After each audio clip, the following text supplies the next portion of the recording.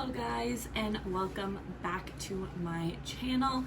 If you are new here, I am Maddie, and today's video, I put a poll up on my Instagram last night just to kind of figure out what you guys wanted to see next. It was between this video or what's in my gym bag, but this one had the most votes. So I'm going to be talking to you guys about how to build your own fitness program. So I'm going to go into like the website that I use as a personal trainer, and then I'm also going to go into how you guys can do it independently if you guys don't have access to this like program that I use for programming and stuff like that. But I have my iPad here and I have all my notes. I have about 3 different categories that I'm going to kind of go through with you guys. That way you guys can kind of get the most out of this video and hopefully maybe even build yourself your own little program to start your fitness journey.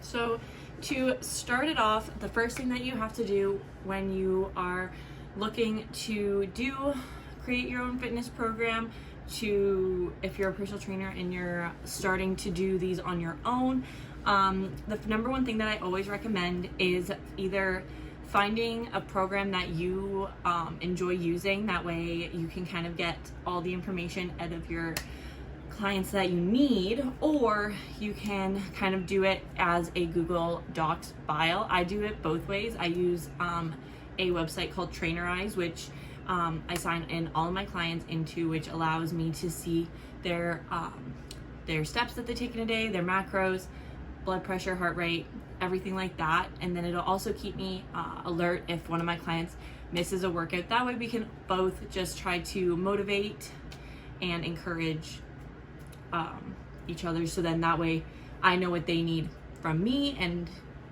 so much and so forth. So I use Trainerize usually mainly when it comes to the beginning of building a program. I find it's a really awesome website to kind of get a baseline of what my client wants, what their stats are, and basically get a good baseline for what we're going to be getting into at the beginning. So on Trainerize, it'll allow me to get progress photos from my clients. So typically progress photos are taken during the fit assessment, which is the subcategory that we are in right now.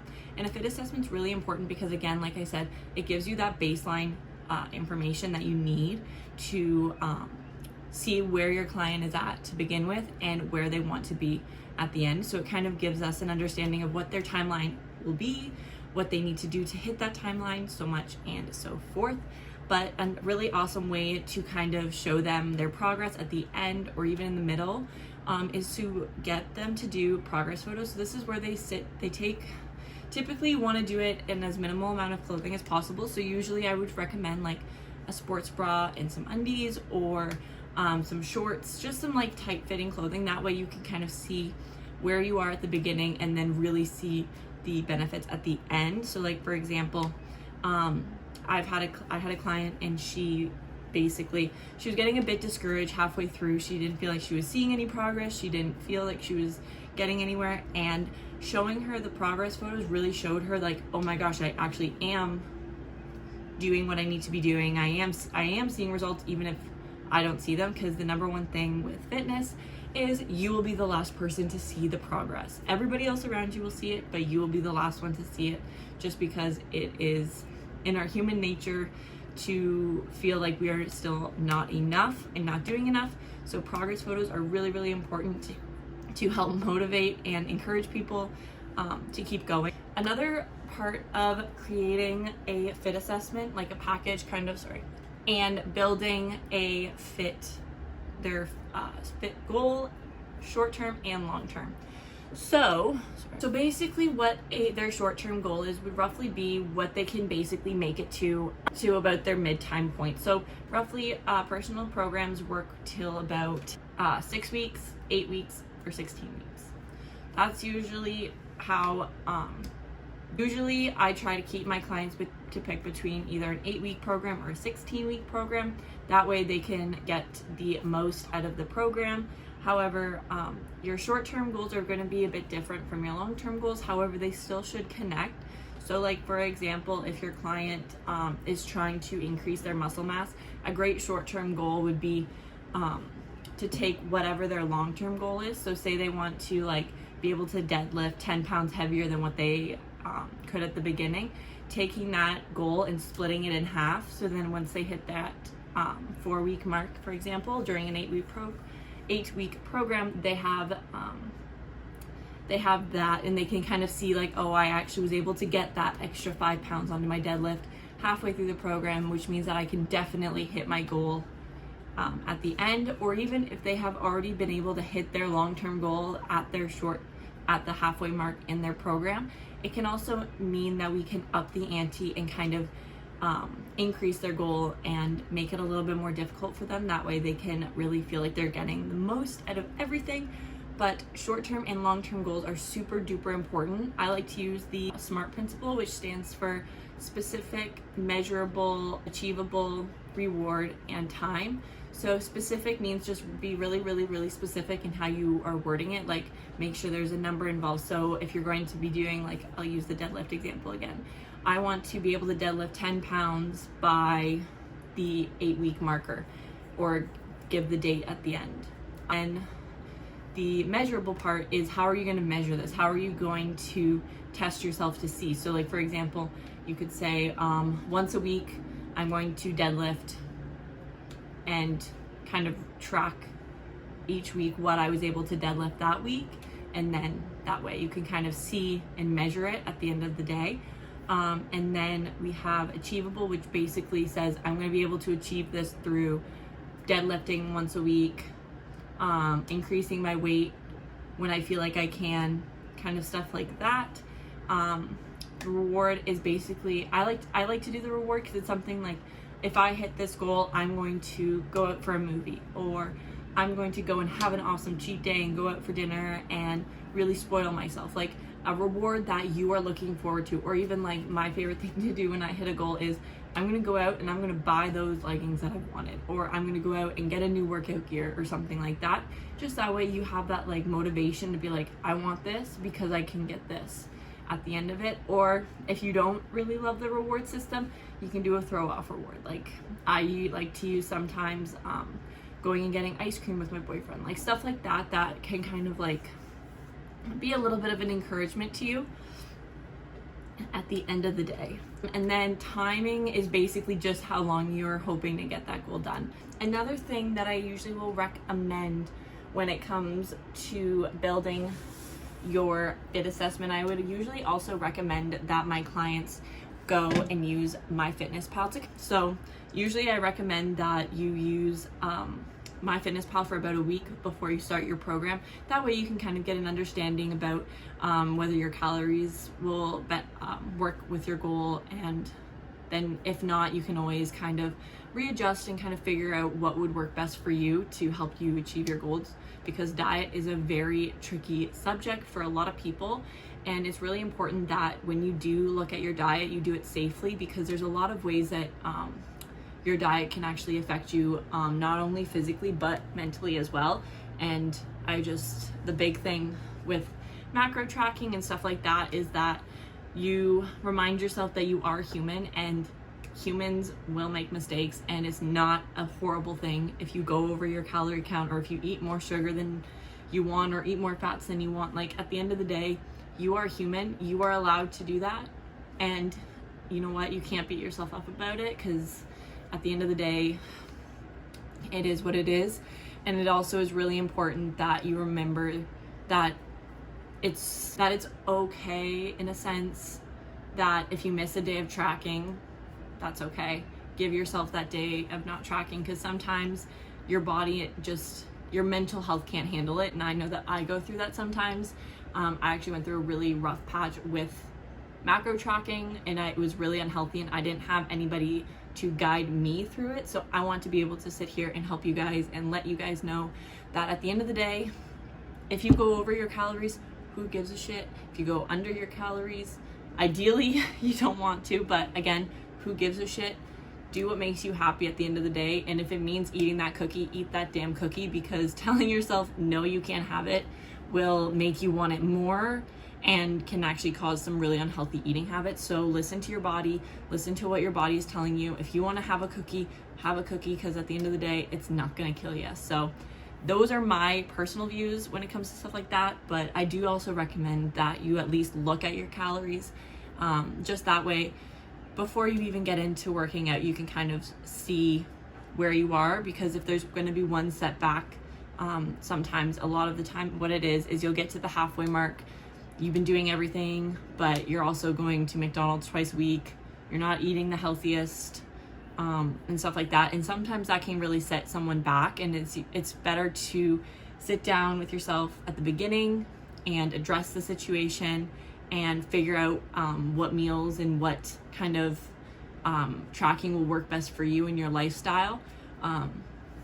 So that's kind of another really important thing. That's why I usually will recommend fitness or diet tracking at the very beginning. Last part of the fit assessment, that usually this is like what I work with one-on-one with my clients, or you can kind of sit down and do yourself. I'll also put in I'll put in the description below what I use, like questions I ask, stuff like that. That way you can kind of, if you're doing it for yourself, you can ask yourself these questions to kind of help you build it, and stuff like that, because there are a couple of questions that can sometimes help you in guidance as well. So I will link that down below. It'll probably be just like a Google Doc or something like that, because I like to do some of my fit assessment on Google Docs as well as on Trainerize, because Trainerize also helps a lot with this.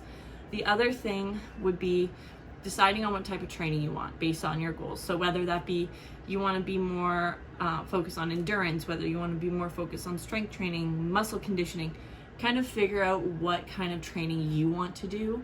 So like, for example, me, I love a good strength training. Am I really awesome at endurance? No. This girl likes to lift weights. She likes to lift heavy. She doesn't love to run on the treadmill.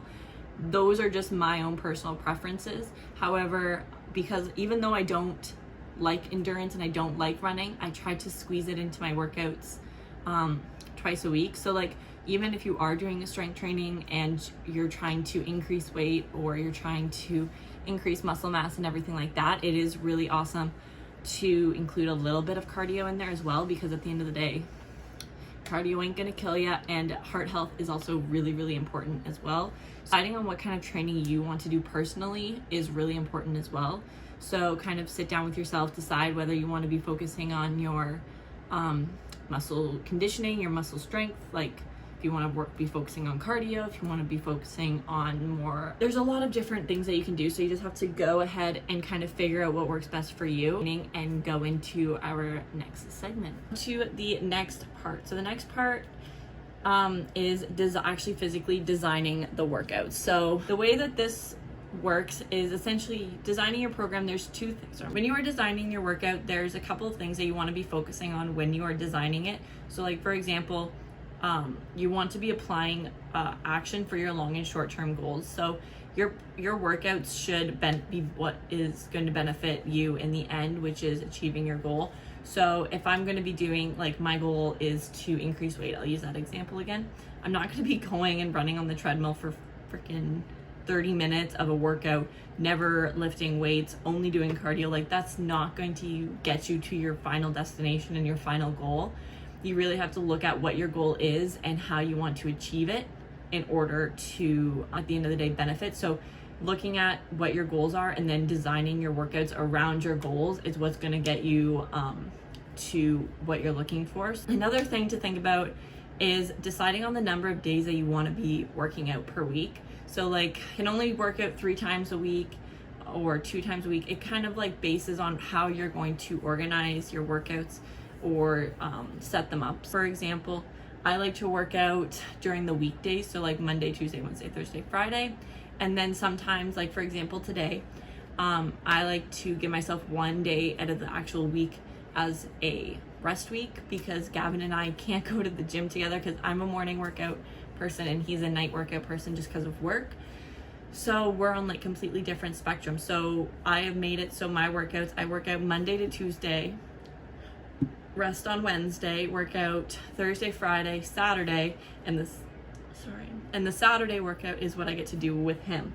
So kind of decide what kind of schedule works best for you, and then I always recommend putting it in your calendar and setting yourself up with a reminder. That way it works. And then also decide on what time, because I find if you give yourself a specific time every day that you're gonna be like, I'm gonna go to the gym this day, I'm gonna go to the gym this day at this time, it kind of helps to kind of keep you accountable in order of going to it. So like, for example, I like to go to the gym, I like to do my workouts.